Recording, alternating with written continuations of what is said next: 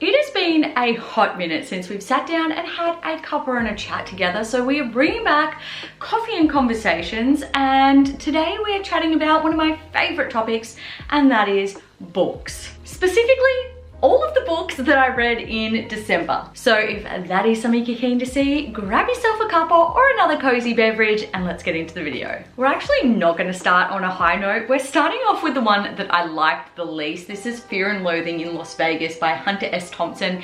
It was given to me by my sister and I did not finish it. I'm actually surprised that I even got through this far. And the reason why I didn't like this, and it's not necessarily the fact that it was all about drinking, drugs and craziness, is the fact that that was seen to be the only thing that it was about. These two blokes go to Las Vegas to cover a car racing competition or something of that nature. One of them is a journalist, the other one is his lawyer, and they just want to get off their face on drugs and whatever else they can get their hands on.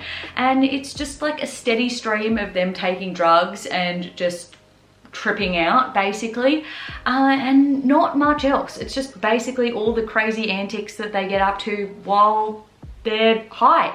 And you know, after like the first couple of times they've taken this, that or something the other and tripped out and got into fights or whatever it was, you know, you sort of just get bored of the same thing happening, and that's really the storyline at this point. So I decided that I was going to give up on it. My sister said that she thought it was funny and that I might too, but I didn't really find a lot of humor in it. So I'm not going to come back to this. I am going to give it to her, and if I was going to rate it as a star rating, I mean 2.5 is like very generous.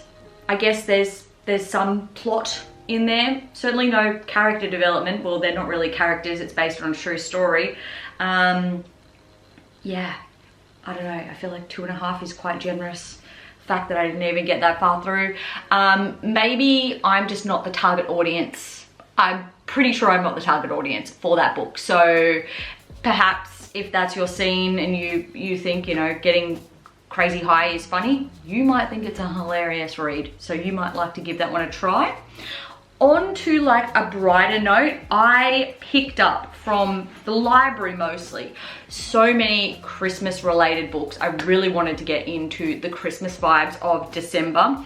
I hadn't planned on reading this one. I'd never heard of it before, but when I was at the library perusing for Christmas reads, I just saw it. It had Christmas in the title and I picked it up and I thought, well, Christmas in Peppercorn Street by Anna Jacobs, let's give it a go. And you know what? I actually really did like this book. I was surprised about it because I just felt like the blurb was not like super exciting. Like it talks about, can the presence of strangers help rebuild the relationship between Luke and his own daughter?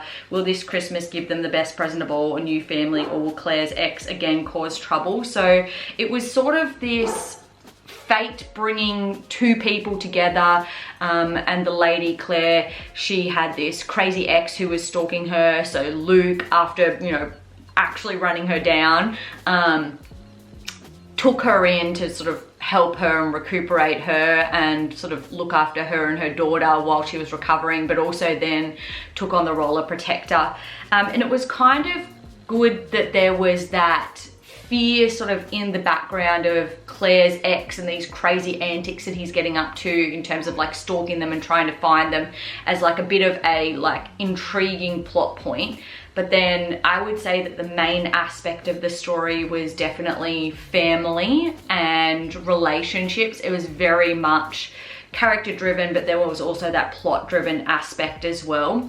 I really liked that it was set in a quaint English town, like a very small, like cottagey kind of town, and it definitely had that kind of cozy vibe to it as well. So the Christmas feel was very much throughout, and the fact that they're brought together at Christmas time and they're kind of helping one another to investigate relationships, not only between themselves, Claire and Luke, but also rebuilding, you know, the relationship between Luke and his daughter, and then growing together as a family. So it was this really nice, cozy, warm family element, even amidst all of the turmoil that was going on in their individual lives. So I actually did quite enjoy this one, and I wasn't sure that I was going to when I initially started reading it. So this is a yes from me, and I'm probably going to rate this as maybe a 4 out of 5. And I think that this was probably my most surprising pick, because I literally just picked it because of the title, Christmas. And yeah, it turned out to surprise me. It's very heartwarming, so that was a nice one. But the reason why I picked up that one is because I was looking for some Ellen Hildebrand, and I picked up Winter Street from her. And I wouldn't say necessarily that this was disappointing to me, but I feel like I actually liked this one more, which is the surprising thing, because everyone raves about Ellen Hildebrand, and I not too long ago watched The Perfect Couple, I believe it is what it's called, on Netflix, and I really liked that series, and I might end up reading the book as well. So I thought that I would very much enjoy this one. Not that I didn't, I definitely did like this one. I typically don't like it so much where you deviate between character perspectives, and that's like what is happening throughout this whole book. And it's not only like a couple of characters, it's the entire family. So Winter Street is the name of the inn that the dad of the family, Kelly, manages. And all of his kids are coming home for the Christmas season. A few of them already live there. And one of the things that I did actually really like about this is it seemed like the setting of Winter Street Inn was almost a character in itself, because the inn was something that brought the family together, and it held so much character and meaning. And I did like that. The only thing I'd say that I was disappointed about in terms of this novel was I was really excited to read something set on Nantucket, and you honestly would not know that it was set on Nantucket at all. There was no Nantucket feeling or atmosphere. It was very much revolving around the inn. And I mean, I guess that was sort of the point of things, but I did sort of want that Nantucket feeling to everything. So that's kind of the main thing that I'm disappointed about. I wanted the Nantucket vibes. But I did like that the inn was cozy and quaint, and it brought everyone together. And I'm surprised that I did, in this instance, like the deviating character perspectives, because I felt like each of Kelly and Margaret's children had, you know, their own problems and issues, but it's like when they got together on Christmas on Nantucket and were able to come together as a family, they were able to support one another through their own crisis. And I mean, a lot of the problems are unresolved at the end of the book. In fact, there is an incident at the end of the book, which means that there are going to be more problems later down the line for them. But I do think that family was like Christmas in Peppercorn Street. Family, tradition, and like a sense of home were very much themes as part of this book. And if you are looking for something cozy and uplifting for Christmas time, I would recommend this one.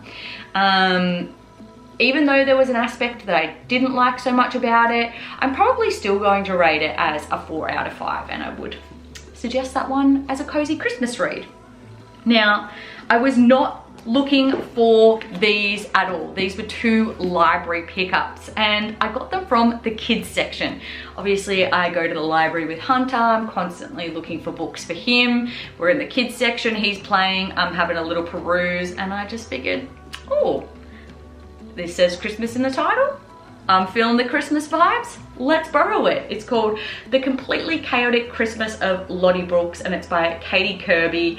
It's very much like a kid's or like maybe a tween sort of read, but it was funny. It was just like feel good Christmas shenanigans, you know, early teenagers, all the like drama of friends and boys and presents and, you know, all of that kind of stuff. And so it was a very easy read. Like if you look at it, there's some pictures and stuff throughout, and it's cute. So if you have someone that's sort of around the maybe 10 to 14 age range, this would be a good book for them to read. Or if you're just looking to like add a little bit of nostalgia to your life, then I would recommend this one too.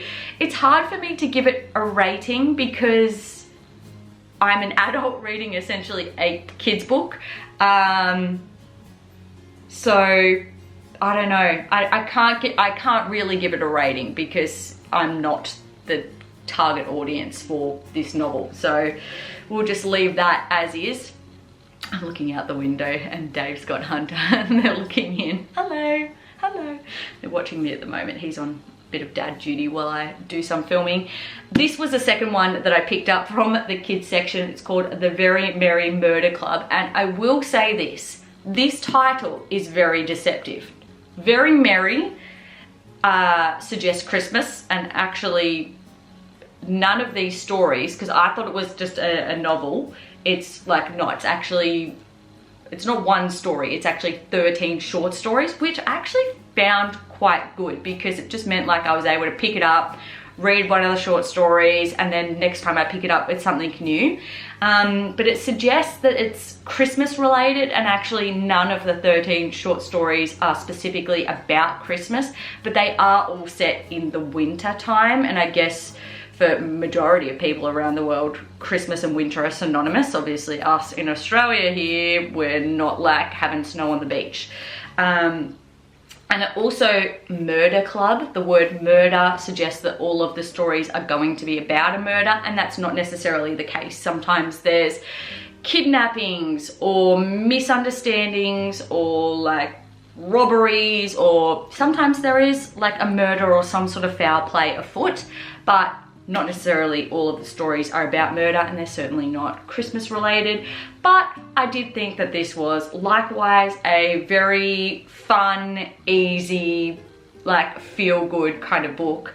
Same deal, I can't really give it a rating, but I would suggest probably same age range, like maybe a little bit more teen as opposed to primary age, simply because like obviously some of the stories are about murder or like people being injured deliberately, so I don't think that's super appropriate for younger kids, but this was a fun and easy read for the Christmas season. Okay, next one on the agenda is actually a Christmas devotional, and it's not the first time I've read this one. It is Ruth Chow Simmons' Emmanuel, An Invitation to Prepare Him Room at Christmas and Always. I read this for the first time last year, and I've kind of just decided that maybe I'm gonna make this a little bit of a yearly tradition in December leading up to Christmas time, that I would read this to remember the true meaning of Christmas and really get in that Christmas spirit. And if you know me and my book preferences, you know that I love Ruth Chow Simmons. Not only do I love her message and the way she approaches her devotionals, I feel like they're very easy to read and very uplifting, but also she's an artist as well. So all of her devotionals and books have these absolutely gorgeous watercolor artwork throughout. So I feel like they're very aesthetic as well. And then I've got two more to talk about. I'm going to first chat about one that I haven't quite finished. I think it was in my December reset routine, I mentioned that I'd done like one chapter of this and I didn't think that I was going to get through it in December, and I'm not. And I asked, did you guys think it was appropriate that I read a Christmas book in January? And people suggested that yes, that is completely fine. So I continued on with Flora's Traveling Christmas Shop. It's by Rebecca Raisin, and I am really liking this book so far as well. It's definitely got that cozy, uplifting atmosphere, but there's a few different things I like about it. I like, number one, she starts off in London. I just feel like London and Christmas time just go together so well, so beautifully. But then the story shifts to Lapland, Santa's village. What a perfect setting for Christmas, and I just feel like it's somewhere that you don't see in a lot of books. So it was just new and exciting for me. And I also liked the fact that she is embracing van life. It's definitely got a lot of tropes in there, but it's also quite self-aware in the fact that the main character Flora knows that she's living, you know, this sort of Hallmark type life, and she's looking for her, you know, big adventure and her happily ever after. And I like that there is that self-awareness in there, that it is recreating a lot of romantic tropes. But I think that that's funny and sweet, and I like that she is kind of embracing van life and starting over and just living her quirky dreams, selling Christmas ornaments. I just feel like that's just really cute, and she is a very interesting character. She sort of has like a lot of quirk and personality to her, so she is very likable. It is just told from that single, I think it's first person. Yes, it is first person perspective, which is nice after a lot of like deviating perspectives and things like that. It is nice to just go back to your tried and true first person. So, I mean, I'm almost halfway through this at this point. So I can't give it a solid rating at the moment, like, because it may change, but it's feeling very 4 out of 5-ish. So I'm liking that one. Definitely would suggest if you're looking for an uplifting Christmas sort of vibes novel, but also with like a lot of personal growth in there as well. And then I've got one final book, and I guess I saved the best for last. It is Rewitched by Lucy Jane Wood, and this one was suggested to me by Sophie Stein. She is a YouTuber also. She lives in Florida in the US, and I remember that she was talking about this and reviewing it in one of her videos, and then I thought, oh, I need to get onto that, and then completely forgot about it. But when I walked into the library and was perusing the new release section, I saw this there and remembered that she recommended it. So I picked it up and I really enjoyed it. I am loving getting back into fantasy. I guess it's kind of a romantasy of sorts, although in saying that, the romantic aspect of the storyline is not the main focus. I feel like personal growth, personal development, and relationships, even like friendships and new friendships, is probably a larger theme than love. But they're all kind of woven together, and there is this undercurrent of danger and mystery lying in the background with a few twists and turns throughout as well.